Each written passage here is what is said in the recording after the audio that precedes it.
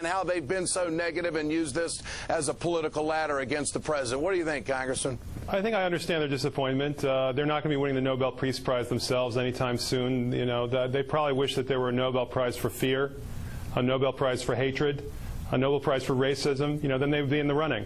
But I don't think they're going to be winning the Nobel Peace Prize soon.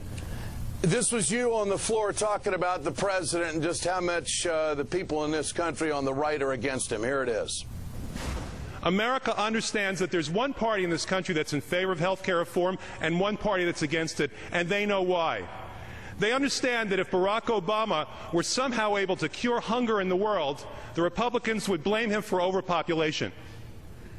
They understand that if Barack Obama could somehow bring about world peace, they'd blame him for destroying the defense industry. In fact, they understand that if Barack Obama has a BLT sandwich tomorrow for lunch, they will try to ban bacon. But that's not what America wants. America wants solutions to its problems.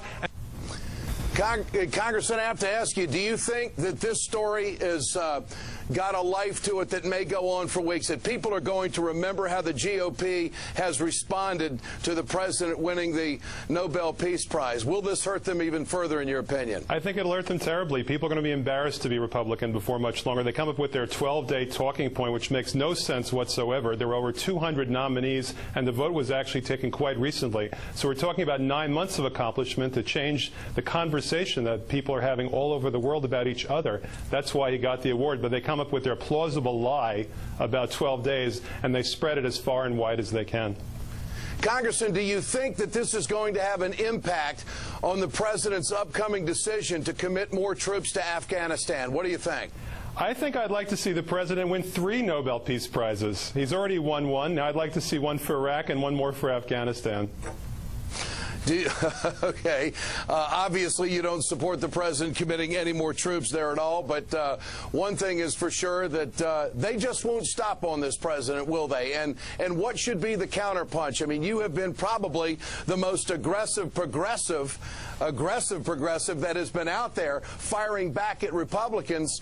Do you think that this is a strategy that the Democrats should take and maybe ratchet it up even a little bit more? Well, sure. I didn't know when I spoke last night, Ed, that he had won the Nobel Peace Prize. That was announced this morning when I said on the floor of the House that if he brought about world peace, they would attack him for hurting the defense industry. I didn't know that it was going to happen today. You know, I am often proved right, but usually not this quickly.